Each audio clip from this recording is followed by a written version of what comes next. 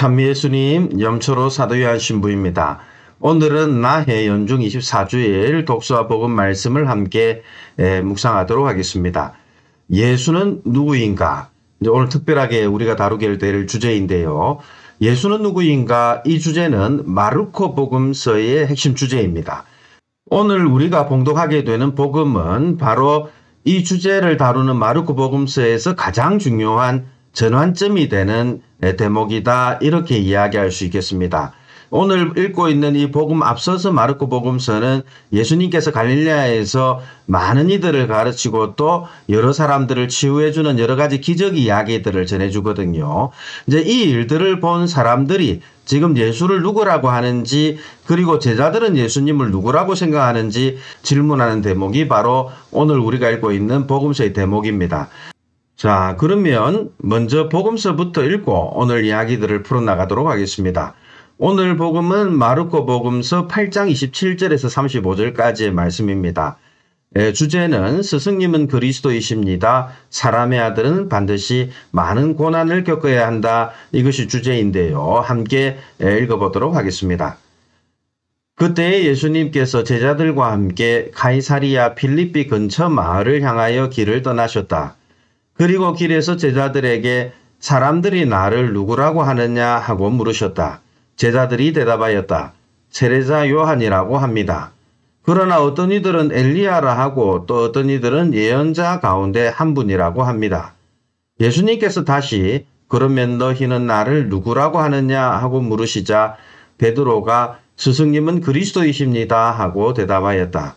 그러자 예수님께서는 제자들에게 당신에 관하여 아무에게도 말하지 말라고 엄중히 이르셨다. 예수님께서는 그 뒤에 사람의 아들이 반드시 많은 고난을 겪으시고 원로들과 수석사제들과 율법학자들에게 배척을 받아 죽임을 당하셨다가 사흘 만에 다시 살아나셔야 한다는 것을 제자들에게 가르치기 시작하셨다.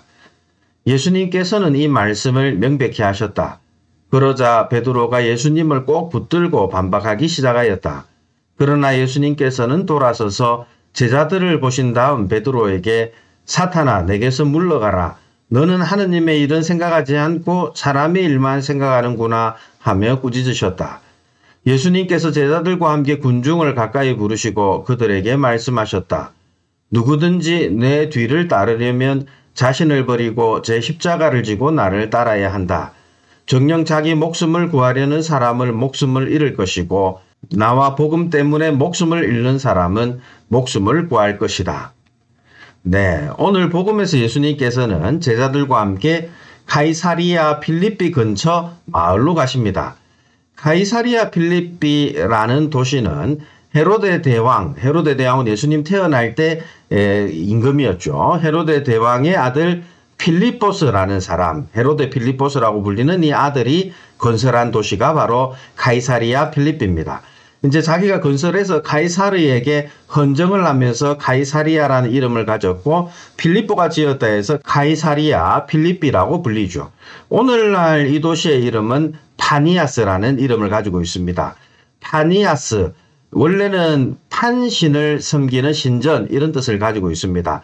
판네아스, 판은 모든 것을 의미하죠. 그 모든 것을 뜻하는 이름을 가지고 있는 판신이 있었고 그 판신을 섬기는 네아스는 신전입니다. 그래서 판네아스, 이제 이어서 파니아스 이렇게 부르는 곳인데요. 여러분들이 오늘날 이곳 파니아스를 방문해 보시면 물덩이가 많이 있습니다. 이 물덩이들은 모두 지하수가 분출되어 만들어진 웅덩이인데요. 바로 북쪽에 위치한 골란고원이라고 있습니다. 오늘날 골란고원, 이 중동 땅에서 엄청 중요한 위치에 있습니다. 왜냐하면 레이다 기지가 그 위에서 있거든요. 이 골란고원이 아주 높은 고원인데 그 고원에서 북쪽으로 헤르몬산이라는 산이 있습니다. 헤르몬산은 항상 눈이 덮여 있는 산인데요. 오늘날 이스라엘 사람들이 스키를 타러 가는 휴양지 가운데 하나입니다.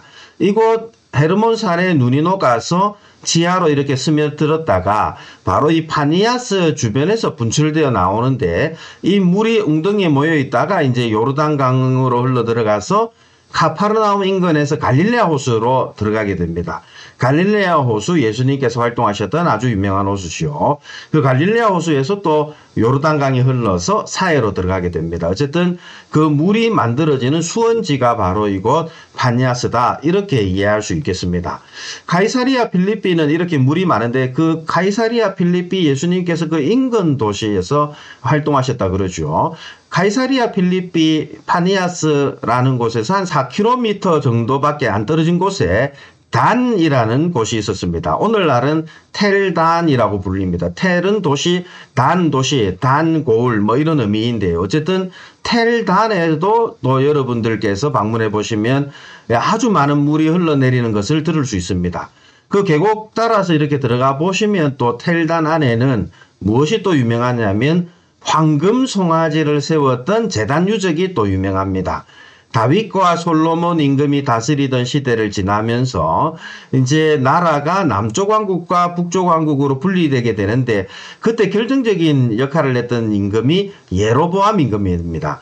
예로보암이라고 하는 인물이 이제 솔로몬이 죽고 나서 북쪽 나라를 세운 임금인데요. 북쪽 임금이 되었는데 나중에 이 사람이 임금이 된 다음에 사람들이 예루살렘 성전에 올라가는 것을 이제 막기 위해서 단과 베텔, 이 북쪽 왕국 남쪽과 북쪽 끝입니다. 단과 베텔에 제단을 세우고 거기에 황금 송아지를 세웠죠.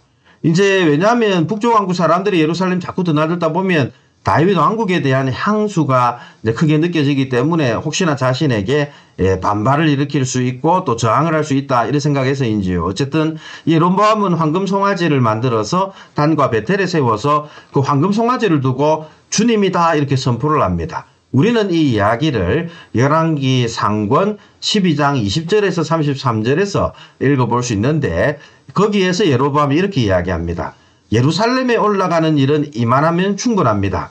이스라엘이여 여러분을 이집트 땅에서 데리고 올라오신 여러분의 하느님께서 여기 계십니다. 바로 황금 송아지를 두고 야훼다 이렇게 이야기한 그런 사건입니다. 어쨌든 단과 베텔 이곳은 이제 황금 송아지에 세워진 것이고 단은 바로 이곳 예로보암의 그 황금 송아지가 서 있던 장소이기도 했습니다. 단, 텔단과 파니아스 방금 이야기했던 이 두 도시 가이사리아 필리피 예수님께서 오늘 활동하셨던 가이사리아 필리피라는 곳 이곳은 오늘날 가보셔도 아시겠지만 이스라엘 북쪽 경계를 이루던 도시들입니다. 예수님께서는 갈릴레아에서 활동하신 다음에 갈릴레아 호수 주변에서 활동하신 다음에 제자들과 함께 이 북쪽 가이사리아 필리피 근처 마을까지 올라와서 이제 활동을 하시는데 아마 이 텔단 파니아스 이곳을 방문했을 겁니다. 그런데 이곳 가이사리아 필리피를 향해 올라가는 길의 제자들에게 사람들이 나를 누구라고 하느냐 이렇게 물으시죠. 이 질문에 제자들은 사람들이 이야기하는 세 가지 답변을 예수님께 전해드립니다. 바로 세례자 요한이다, 아니면 엘리야다, 예언자 가운데 한 분이다 이렇게 세 가지 답을 알려주는데요. 여기에 관해서는 마르코 복음사가가 이미 지금 우리가 이야기하는 것은 8장이지만 6장에서 마르코 복음서에 이미 이야기된 바가 있습니다. 거기에서는 어떤 일이 있었냐면 헤로데 임금 곧 헤로데 필리포스하고 형제간인 헤로데 안티파스라고 하는 임금이 예수님 소문을 전해 듣게 되었는데 사람들이 세례자 요한이 죽은 이들 가운데서 되살아난 것이다. 그러니 그에게서 그런 기적의 힘이 일어나지 이렇게 말했다는 그 이야기 소문을 이제 기록을 하고 있습니다. 실제 세례자 요한은 헤로데 안티파스, 그 헤로데 임금이라고 불리는 헤로데 안티파스가 자기 본처와 이혼을 하고 이복 동생인 필리포스의 부인 헤로디아와 결혼을 합니다. 여기에서 말하는 이 필리포스는 방금 가이사리아 필리피의 필리포스가 아니고 또 다른 이복 동생인데요. 필리포스의 부인 헤로디아와 이제 결혼을 하기 위해서 헤로디아도 필리포스하고 이혼을 하고 헤로데도 자기 부인하고 이혼을 합니다. 그렇게 해서 결혼을 하는데 이것 때문에 이제 이스라엘에 전쟁이 일어납니다. 왜냐하면 헤로데 안티파스의 원래 부인이 나바테아라는 왕국의 공주였거든요. 그래서 나바테아 임금하고 이제 전쟁이 벌어지다 보니 이제 이것을 보고 세례자 요한이 헤로데 안티파스를 막 비난을 하니 헤로데 안티파스가 엄청나게 부담스러웠죠. 결국은 세례자 요한을 처형을 합니다. 이제 여러분들이 복음서에서 우리가 알 수 있듯이 헤로디아의 딸 살로메가 막 춤을 춰서 헤로데가 마음이 너무 들어서 이제 어떻게 할까, 어떻게 줄까 하니까 이제 살로메가 세례자 요한의 목을 주십시오 해서는 그렇게 처형을 당했다. 이게 복음서 이야기죠. 이제 그렇게 처형을 시켜놓고 나서도 헤로데 안티파스는 항상 마음이 불안했던 겁니다. 이제 그런 헤로데에게 기적을 일으키는 예수님이 뭐 세례자 요한이 되살아온 이제 그런 분으로 보이기도 했겠죠. 어쨌든 그런 소문이 돌았다. 이게 복음서의 증언입니다. 이 외에도 또 어떤 사람은 예수님을 두고 엘리야다 이렇게 말하기도 했다. 이게 복음서 이야기죠.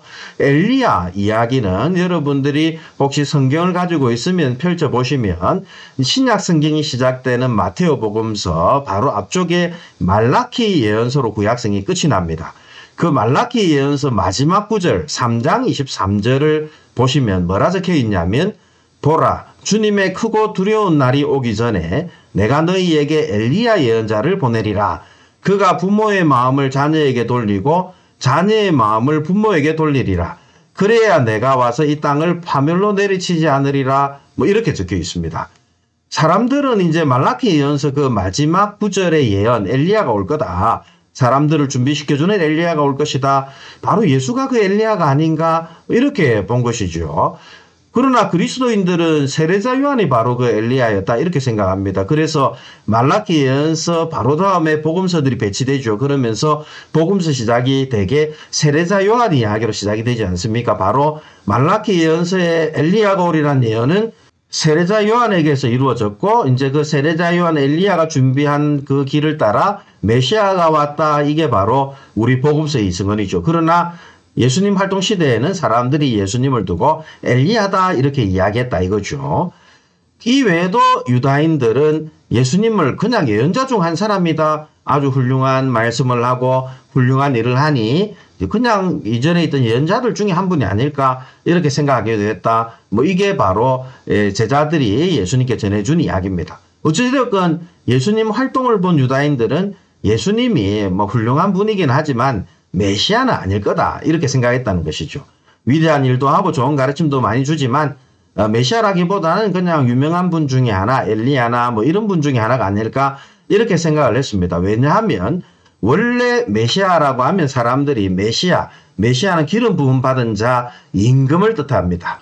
이제 원래 메시아라고 하면 다윗 임금의 후손이니까 뭔가 정치적으로 보나 종교적으로 보나 대단히 위대한 인물의 모습을 지니고 있을 것이다. 이렇게 예상을 했는데 이런 모습은 예수님에게 찾아볼 수 없기 때문에 그들은 예수님을 메시아라고 보기는 뭐 어렵지 않겠나 이런 생각을 한 거죠. 사실은 이런 모습은 오늘날도 이제 많이 볼 수 있죠. 예수님이 훌륭한 분이기는 하지만 뭐 그렇다고 하느님의 아들인가 뭐 메시아인가 뭐 이것은 아닐 것이라고 생각하는 사람들도 요즘에 많죠. 그리스도인이 아닌 사람들은 여전히 예수님을 그렇게 생각을 합니다.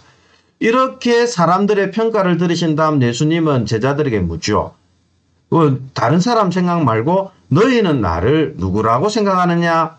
예수님은 당신을 직접 보고 당신과 함께 머물던 제자들에게 당신을 어떻게 이해하느냐 이렇게 물으시죠. 그러자 베드로가 즉시 스승님은 그리스도 곧 메시아십니다 이렇게 답변을 합니다. 엘리야도 예언자 중 한 사람도 아니라 하느님의 그리스도 곧 하느님께서 마지막 날을 위해서 파견하시는 메시아다 임금님이십니다 이렇게 고백한 것입니다. 이 주제가 바로 마르코 복음서의 핵심 주제입니다. 지금까지 예수님께서 하신 가르침과 말씀을 보면 예수님이 바로 메시아 하느님의 메시아가 분명하다. 이것을 말하고 싶은 것이 마르코 복음서입니다. 사실 갈릴레아 활동 가운데 보여주신 예수님의 여러 기적적인 행위들 또 권위 있는 가르침을 보면서 제자들은 예수님이 바로 자신들을 위해서 하느님께서 보내주신 메시아 이렇게 이해를 했죠. 베드로는 그런 예수님이 바로 자신들이 그토록 기다렸던 메시아 곧 다윗의 왕국을 복원해 주실 임금이라고 고백을 합니다. 특히 단과 파니아스, 카이사리아 필리피가 위치한 이 골란 구원 지역은 오늘날도 이스라엘이 전쟁이 터지면 제일 먼저 피해를 보는 곳이죠. 그래서 예언서에서도 항상 이 단과 베텔이 있는 바로 이 지역에 하느님의 구원이 가장 먼저 올 것이다. 전쟁이 터져도 가장 먼저 전쟁이 터지고 구원이 와도 그 지역에서부터 구원의 소식이 들릴 것이다 이렇게 생각을 했는데요. 이제 그런 곳에서 예수님을 두고 메시아다 이렇게 고백하는 것은 바로 자신들을 억압하던 세상의 모든 위협에서 자신들을 구원해 줄 바로 그런 임금 메시아가 바로 예수님이다. 이게 베드로의 고백입니다. 베드로도 그 당시 사람들처럼 예수님이 오시면 예수님이 바로 세상 모든 억압에서 자신들을 구원해 줄 메시아다 이렇게 생각한 거죠. 그런데 베드로가 예수님을 그리스도라 고백하자마자 예수님은 당신에 관해서 아무에게도 말하지 말라고 엄중히 이르시죠. 입을 다물게 하신 건데요. 왜 입을 다물게 하셨을까? 이 부분은 이어지는 대목에서 확인할 수 있습니다. 왜냐하면 예수님께서는 사람들이 기대하던 모습의 메시아가 아니셨기 때문이죠. 그래서 예수님은 당신이 어떤 메시아, 어떤 그리스도이신지를 알려주고자 하십니다. 바로 당신은 사람들에게 붙잡혀서 죽임을 당했다가 사흘 만에 다시 살아나야 하는 그런 메시아, 그런 그리스도임을 여기서 처음으로 예고를 하시죠. 영광스러운 임금 메시아가 아니라 바로 순환받는 메시아다 이것을 예고하시는데요. 예수님께서 당신의 순환과 죽음, 부활을 예고하자마자 베드로는 예수님을 말립니다. 왜냐하면 영광스럽게 이런 기적을 행하시는 분이면 임금님처럼 영광스럽게 되셔야지 뭔 소리입니까? 이렇게 말리는 거죠. 이렇게 말리니까 결국 예수님께서는 베드로에게 사탄, 유혹자라 부르십니다. 예수님은 베드로에게 사탄아 내게서 물러가라 이렇게 말씀하시죠. 이제 아마 예수님도 당신 마음속에 그저 영광스럽게 되는 게 훨씬 좋지 않겠습니까? 순환과 죽음, 예수님께서 돌아가시기 전날 밤을 생각해 보면 이 잔을 저에게서 치워주십시오. 예수님에게도 정말 어려운 것이 바로 당신의 순환과 죽음인데 안 그래도 어려워 죽겠는데 베드로가 안 하셔도 되겠습니다. 그냥 그만하세요 하니까 예수님이 베드로에게 사탄아 유혹자야 라고까지 이야기하시죠. 어쨌든 여기서 예수님께서는 내게서 물러가라 이렇게 말씀하셨다고 이제 이야기를 하는데 우리말 번역은 내게서 물러가라라고 번역되어 있지만 이것을 글자 그대로 번역하면 내 뒤로 가라 오피소무 이렇게 표현되어 있습니다. 내 뒤로 가라 이렇게 베드로에게 사탄아 내 뒤로 가라. 뒤는 어떤 자리냐면 스승은 앞서가고 제자는 뒤에 따라가죠. 그래서 뒤는 바로 제자들의 자리입니다. 베드로에게 제자들의 자리로 돌아가라 이렇게 말씀하시면서 하느님의 일을 좀 생각해라. 네 방식대로 사람들의 방식대로 생각하지 말고 하느님의 방식대로 좀 생각해라. 이것이 바로 예수님의 이야기이시죠. 예수님께서는 베드로에게 이렇게 이야기하신 다음에 당신 뒤에 가서 서야 하는 제자들이 어떤 모습을 가져야 하는지를 말씀해 주십니다.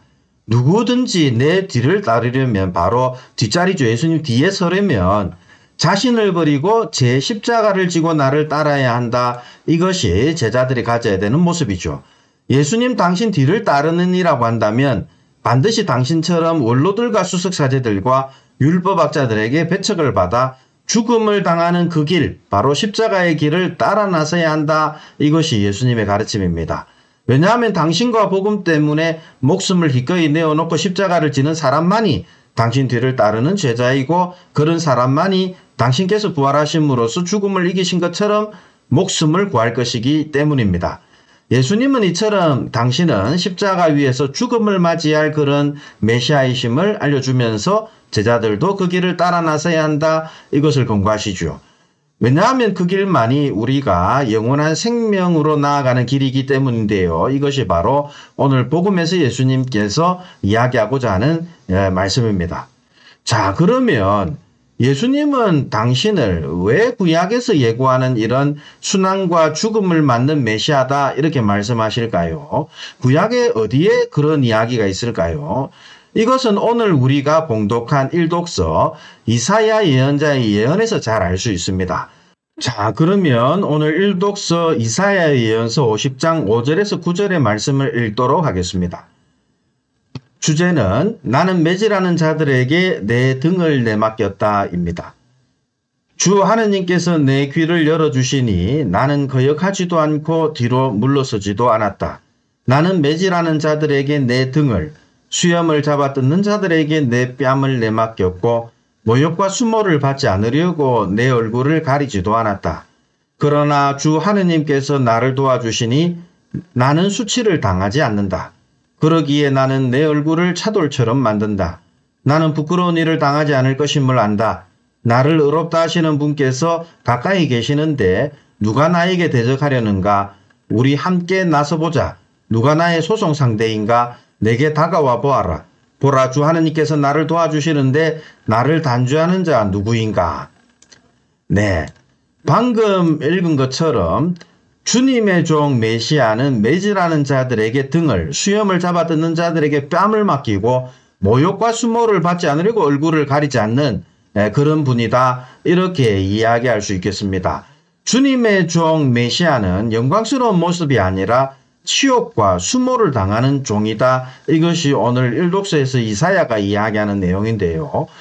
이렇게 치욕과 수모를 왜 받아야 하는지는 이사야서에 나오는 순환받는 주님의 종 이야기 4편, 이사야서에는 4편의 순환받는 주님의 종 이야기가 나옵니다. 여러분들이 이사야서 42장부터 53장까지 이렇게 쭉 넘어가는 내용을 보시면 4번에 걸쳐서 그 이야기가 나오는데요. 42장 1절에서 9절, 49장 1절에서 9절, 50장 4절에서 11절, 52장 13절에서 53장 12절까지 이렇게 4편을 다 읽어보면 주님의 종 메시아가 왜 순환을 당하는가 하는 내용을 잘 알 수 있습니다. 이걸 다 우리가 이야기할 수는 없고 여기서 제가 종합해서 이야기하자면 순환받는 종인 메시아는 죄가 없는 분이셨습니다. 의인이었는데 왜 순환을 받을까? 다른 이들의 죄를 대신 기어갚기 위해서 그들의 죄에 타신 고난과 순환을 대신 받은 분이다. 그렇게 해서 죄가 없는 의인이지만 다른 이들의 죄를 대신 짊어지고 순환을 받은 것이다. 그렇게 죽음으로 자신에게 맡겨진 사명을 끝까지 완수하는 분이 바로 주님의 순환받는 종 메시아의 역할이다. 이것이 이 4편의 이야기의 핵심적인 내용입니다. 그런데 이렇게 순환받는 종 이야기는 순환받는 이야기로 끝이 나는 게 아니라 하느님의 그의 편이고 하느님께서는 그를 반드시 다시 일으키실 것이다. 이것까지가 이제 이 4편의 예고의 핵심적인 내용이죠. 오늘 우리가 읽은 독서 말씀은 바로 3번째 순환받는 종 이야기에 나오는 내용입니다. 그런데 오늘 복음에서 예수님께서는 당신이 죽고 부활하실 것이다, 이렇게 예고하시죠. 바로 당신께서 이사야가 예언하던 바로 그 순환받는 주님의 종 메시아다, 이것을 선언하는 내용입니다. 복음서는 예수님께서 바로 순환받는 메시아라는 것을 선포한 다음에 예수님의 순환과 죽음 이야기를 전해주죠. 예수님께서 그렇게 구약에서 예고된 것처럼 순환받고 돌아가셨다, 이것이죠. 그런데 이 이야기로 복음서 끝이 나지 않습니다. 복음서는 부활 이야기를 하지 않습니까? 바로 순환받는 종을 하느님께서 내버려 두지 않으시리라 예고한 것처럼 예수님께서는 부활하셨다. 이 부활을 통해서 예수님께서 예고하신 모든 말씀이 다 참이었다는 것을 선포하는 것, 그것이 바로 복음서의 내용입니다. 이제 이런 복음서는 언제나 우리에게 묻죠. 지금 듣고 있는 이 이야기 다 들으면서 여러분은 과연 예수님을 누구라고 생각합니까? 이것을 묻습니다. 오늘 일독서와 복음을 묵상하면서 여러분은 과연 예수를 누구라고 생각하는지 한 번쯤 묵상해 보았으면 좋겠습니다. 자, 그러면 마지막으로 이 독서를 봉독하고 또 우리의 이야기를 마무리하도록 하겠습니다. 오늘 이 독서는 야고보서의 말씀입니다. 야고보서 2장 14절에서 18절, 주제는 믿음의 실천이 없으면 그러한 믿음은 죽은 것입니다. 입니다. 나의 형제 여러분, 누가 믿음이 있다고 말하면서 실천이 없으면 무슨 소용이 있겠습니까? 그러한 믿음이 그 사람을 구원할 수 있겠습니까? 어떤 형제나 자매가 헐벗고 그날 먹을 양식조차 없는데 여러분 가운데 누가 그들의 몸에 필요한 것은 주지 않으면서 평안히 가서 몸을 따뜻이 녹이고 배불리 먹으시오 하고 말한다면 무슨 소용이 있겠습니까? 이와 마찬가지로 믿음의 실천이 없으면 그러한 믿음은 죽은 것입니다. 그러나 어떤 사람은 이렇게 말할 것입니다. 그대에게는 믿음이 있고 나에게는 실천이 있어. 나에게 실천 없는 그대의 믿음을 보여주십시오. 나는 실천으로 나의 믿음을 보여주겠습니다. 네, 오늘 이 독서의 야고보서는 우리가 십자가에 대해서 단순히 알기만 해서는 안 되고 예수님의 십자가를 믿기만 해서는 안 되고 실제로 그 십자가를 지고 살아야 된다, 실천해야 된다는 것을 분명히 강조합니다. 누가 믿음이 있다고 말하면서 실천이 없으면 무슨 소용이 있겠습니까? 그러한 믿음이 그 사람을 구원할 수 있겠습니까? 이렇게 이야기한 다음 야고보는 가난한 형제를 돌보는 문제를 우리가 실천해야 될 한 가지 예로 가져오죠. 가난한 형제를 돌보는 문제. 어떤 형제나 자매가 헐벗고 그날 먹을 것 양식조차 없는데 그들에게 필요한 것을 주지 않는다면 무슨 소용이 있겠느냐. 이것이죠. 그리스도인들이 지어야 할 십자가 다양할 수 있습니다. 그런데 오늘 이 독서에서 우리가 지어야 될 십자가 한 가지 주제만 끌어낸다면 이웃의 필요에 관심을 기울이고 이웃을 사랑하는 것, 그것이 바로 우리가 지어야 될 십자가, 내 목숨을 내놓는 일이다. 이렇게 이야기할 수 있겠습니다. 사람들에게 이웃이 되어주고 그들에게 관심을 기울이면서 내 것을 기꺼이 나누는 것, 이것이 바로 오늘 이 독서가 우리에게 이야기해주는 하나의 십자가다. 이렇게 이야기할 수 있겠습니다. 다양한 십자가가 있겠습니다만은 이 한 지점만 오늘 특별히 우리가 이야기를 나눠본다면 이 독서는 우리에게 분명히 이야기하죠. 나에게 비록 손해가 된다 하더라도 가진 것을 나누는 사람, 그 사람이 바로 예수님 뒤를 따르는 사람이다. 그것을 나누지 않는 사람은 결코 참으로 믿는 사람이 아니다. 이것을 이 독서가 이야기하고 있다. 이렇게 이해할 수 있겠습니다. 예수님을 참된 메시아라고 고백하는 사람, 자기 것을 버리고 남을 위해서 필요에 기꺼이 응답하면서 자신의 것을 나누어 주는 사람, 그런 실천이 있는 사람이 예수를 믿는 사람이다. 이 이야기인 것이죠. 그런 실천이 없는 사람은 예수님을 믿는 사람도 아니고 예수님을 아는 사람도 아니다. 이렇게 이야기할 수 있겠습니다. 오늘 복음 환호성은 이렇게 노래합니다. 나는 주님의 십자가 외에는 어떠한 것도 자랑하지 않으리라. 십자가로 말미암아 내게서는 세상이 십자가에 못 박혔고 세상에서는 내가 십자가에 못 박혔노라. 오늘 독서와 복음 말씀 묵상하면서 우리들 삶을 제대로 되돌아보도록 만들어주는 노래가 아닐까 생각합니다. 자신의 부유함을 자랑하기보다 자신이 얼마나 큰 십자가를 지고 살아가는지를 자랑하는 사람, 그 사람이 바로 그리스도인이다. 이렇게 이야기할 수 있겠습니다. 오늘 복음 말씀 묵상하면서 복음 환호성이 노래하는 그 노래처럼 십자가를 자랑하며 살아가는 그런 한 주간이 되었으면 좋겠습니다. 감사합니다.